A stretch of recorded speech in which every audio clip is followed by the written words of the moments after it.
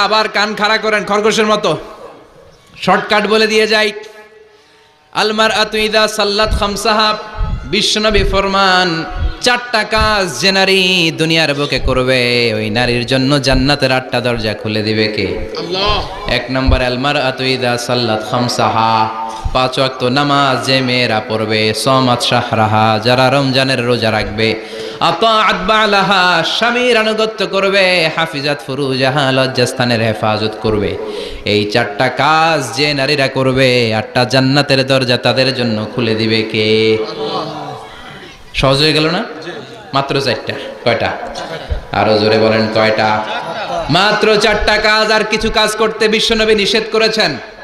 জামার উপর দিয়ে পারফিউম মেখে যেতে নিষেধ করেছেন মুহাম্মদ সাল্লাল্লাহু আলাইহি ওয়াসাল্লাম। আইয়ুমা ইমরাআতিন ইস্তা'তারাত, যেই মহিলারা পারফিউম মেখে বের হলো পুরুষদের দৃষ্টি আকর্ষণের জন্য, কিয়ামতের দিন জিনাকারিনীদের কাতারে ওদেরকে দাঁড় করাবে কে? আল্লাহ। অনেক মহিলারা আছে ঝাঁঝালো পারফিউম দেয়, আছে না? টেম্পুর মধ্যে বসাই যায় না, না? সিএনজিতে বসছেন, এদিকে বসছে খালাম্মায়, হায় হায় পুরা সিএনজি আমোদ করে ফেলাইছে, এত ঘ্রাণ, ঝাঁঝালো গন্ধ। ঝানিয়া নিষেধ করেছেন। পরচুলা লাগাতে নিষেধ করেছেন। পরচুলা চিনেন? আলগা চুল, এই আলগা চুল লাগানো নিষেধ। পুরুষদের জন্য নিষেধ, নারীদের জন্য নিষেধ। অনেক ছেলেদের টাক মাথা আলগা চুল লাগায়, আছে না? নাই? শাহরুখ খান সাজতে চায়, হিরো আলম সাজতে চায়। হিরো আলমের মাথাতে চুল আছে অনেক, না? আচ্ছা। আবার অনেক নারীরা পরচুলা লাগায়। মায়েরা নিষেধ। ব্রু প্লাক নিষেধ করেছেন মুহাম্মদ সাল্লাল্লাহু আলাইহি ওয়াসাল্লাম। আবার ইসলাম একটা ড্রেস কোড দিয়েছে। 4টা নিয়ম মেনে যদি নারীরা ড্রেস পরে যে কোনো ড্রেস পরতে পারবে, কবুল করে নিবে কে? আল্লাহ। মায়েরা খেয়াল করে শুনেন, আপনাদের ড্রেস কেমন হবে? নাম্বার 1, আপনার পুরো দেহটা ঢাকা থাকতে হবে। যে ড্রেস পরবেন you should cover your whole body. শুধু হাতের এই 2 কবজি আর চেহারা খোলা রাখতে পারবেন, তবে চেহারা ঢেকে রাখা উত্তম। একজন মহিলা বোরকা পড়ছে কিন্তু চেহারা খোলা, তার হেজাব হয় নাই, পর্দা হয় না, এটা বলা যাবে? কিন্তু উত্তম হচ্ছে চেহারা ঢেকে রাখা, কারণ চেহারা সৌন্দর্যের রাজধানী।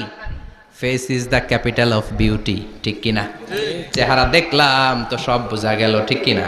কেমন মাধুর্যতা আছে, দেখতে কেমন সুন্দরী কিনা সব বোঝা যায়। এজন্য চেহারাটাও ঢেকে রাখবেন, চোখটা খোলা রাখবেন।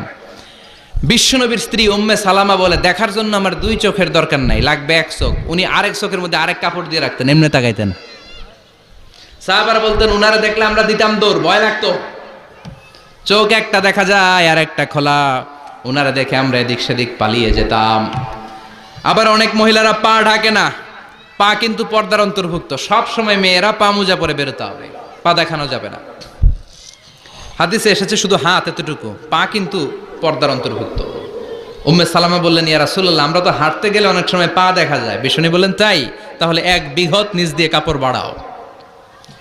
উম্মে সালামা বললেন, জোরে হাঁটলে তো তারপরও দেখা যাবে। বিষ্ণু বললেন, 1 হাত বাড়াও, ধুলাবালি সহ টানবা, তারপরও পায়ের 1 ইঞ্চি দেখানো যাবে। তাহলে ড্রেস কোডের প্রথম নিয়ম হচ্ছে পুরো দেহ ঢাকবেন। 2 নম্বরের নিয়ম, পোশাক ঢিলে ঢালা হবে না টাইট ফিটিং? আরো জোরে বলেন।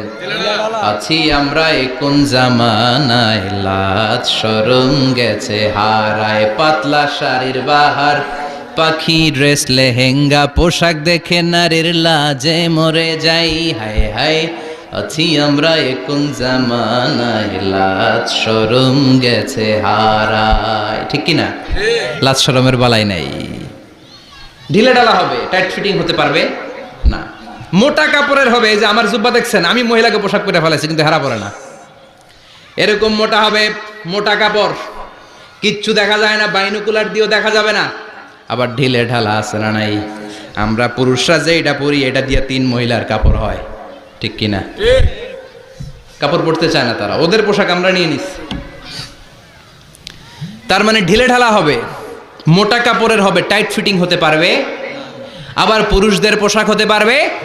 এই 4টা নিয়ম মেনে যে যেই ধরনের পোশাক পরেন, চাদর পরেন সমস্যা নাই, শাড়ি পরেন সমস্যা নাই, ব্লাউজ পরলে ফুল হাতা পরবেন সমস্যা নাই, মেক্সি পরলেও সমস্যা নাই, বোরকা পরলেও সমস্যা নাই, কিন্তু পোশাকটা শালীন পোশাক হতে হবে। কি পোশাক? সবাই বলেন, শালীন পোশাক।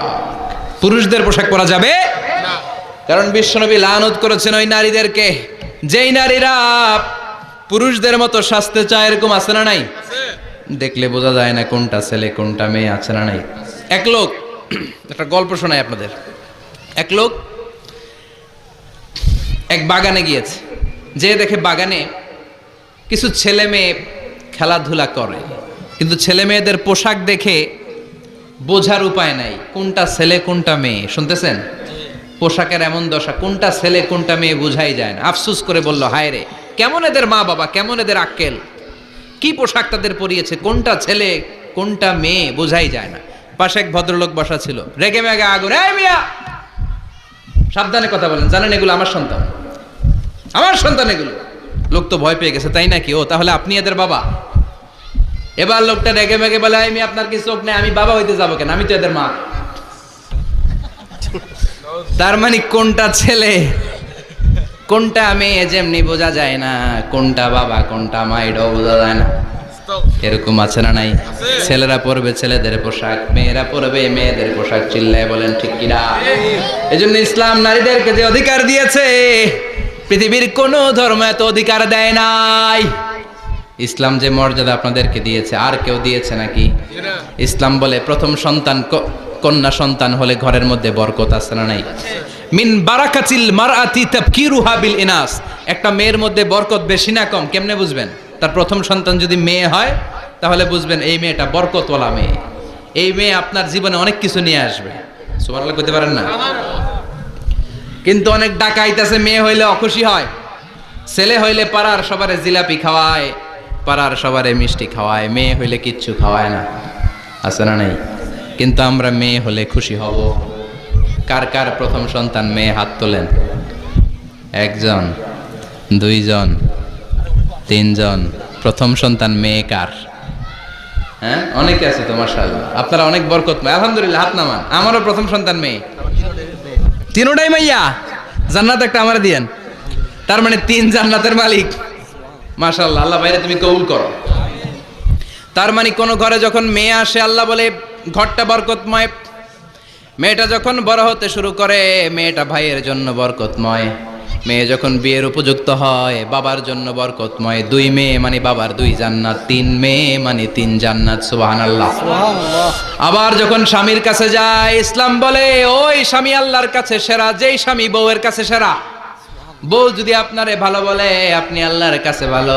বউ যদি খারাপ বলে, আপনি আল্লাহর কাছে খারাপ। তার মানে ব্যালেন্স করেছে ইসলাম। স্বামীরও আনুগত্য করতে বলেছে, আবার স্বামীকেও বলেছে স্ত্রীকে ভালোবাসতে। ঠিক কিনা? কথা বলেন। এবার আরেকজনের স্ত্রী, ইসলাম বলে তোমার হাত যদি বউয়ের হাতের সাথে মিলাও, 2 হাতের সগীরা গুনাহ মাফ করে কে? স্ত্রীর দিকে যখন তাকাও, তোমার চোখের সগীরা গুনাহ মাফ করে কে? প্রতি মাসে মাসে স্ত্রীর কাপড় চোপড় আর কসমেটিক্স কেনার জন্য যে টাকাটা দাও, এই টাকাটা সদকা হিসেবে কবুল করবে কে? এবার এই মহিলা গর্ভবতী, ইসলাম বলে সন্তান ভূমিষ্ঠ করতে যে যদি কোনো মা ডেলিভারি কেসে হসপিটালে মারা যায় কিংবা বাসায় মারা যায়, কিয়ামতের দিন ওই মহিলাকে শহীদদের কাতারে দাঁড় করায় দিবে কে? বাচ্চা ভূমিষ্ঠ করতে যে শাহিদ, শাহিদা, শহীদদের কাতারে। আর সুন্দর মতো যদি আসে, আল জান্নাতু তাহতা আকদামি উম্মাহাতিকুম, মায়ের পায়ের নিচে সন্তানের বেহেশত। আছে না নাই? জোরে বলেন। এজন্য ইসলাম বলে খবরদার, মায়ের মর্যাদা সবচেয়ে বেশি। এক সাহাবী বললেন, ইয়া রাসূলুল্লাহ, কার সাথে ভালো আচরণ করব, বাবার সাথে নাকি মায়ের সাথে? নবী বললেন মায়ের সাথে। এরপরে মায়ের সাথে, তারপরে মায়ের সাথে, তারপরে কার সাথে? তারপরে তোমার পিতার সাথে। মায়ের মর্যাদা কয় গুণ বেশি? ওগো মা তুমি এই ধরনের শ্রেষ্ঠ নিয়ামত, তোমারই পদতলে রয়েছে জান্নাত। ওগো মা তুমি এই ধরনের শ্রেষ্ঠ নিয়ামত, তোমারই পদতলে রয়েছে জান্নাত। সুবহানাল্লাহ। আমি বলি আমাদের পায়ের নিচে থাকে মৌজা, জুতা আর বালু, আর মহিলাদের পায়ের নিচে জান্নাত। এই পৃথিবীটারে 1000 বার বিক্রি করলে জান্নাতের একটা চেয়ারের দাম হবে না। সুবহানাল্লাহ পড়ে। আর যেই জান্নাত মায়ের পায়ের নিচে পড়ে আছে, ওই পায়ের দাম বেশি না কম? এজন্য মায়েদের সাথে ভালো আচরণ করতে হবে। ইসলাম নারীকে দিয়েছে ইবাদতের অধিকার। নারীরা যদি মহিলা সমাবেশে যেতে চায়, কোনো পুরুষ বাধা দিতে পারবে? নারী যদি মসজিদে নামাজ পড়তে যেতে চায়, বাধা দিতে পারবে? নাগাই শিখে আছে মহিলাদের নামাজের জায়গা? করেন নাই আপনারা? করেন, আস্তে আস্তে করেন, আস্তে আস্তে করতে হবে। তারা অনেক সময় বাইরে বেরোয়, বাসায় আসতে আসতে নামাজের সময় হয়ে গেছে, কই পড়বে নামাজটা?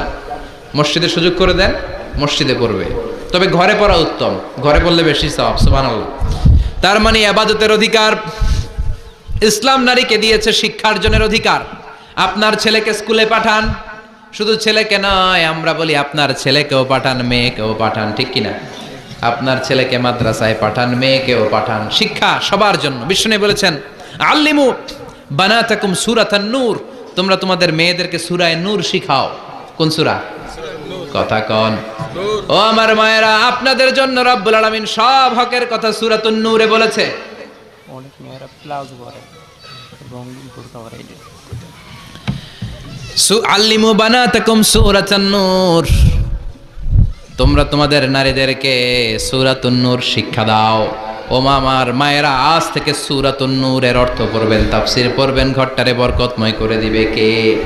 আপনাদের আছে মোহরানার অধিকার। বিয়ে করলে পুরুষ মোহরানা পাবে না, দিবে।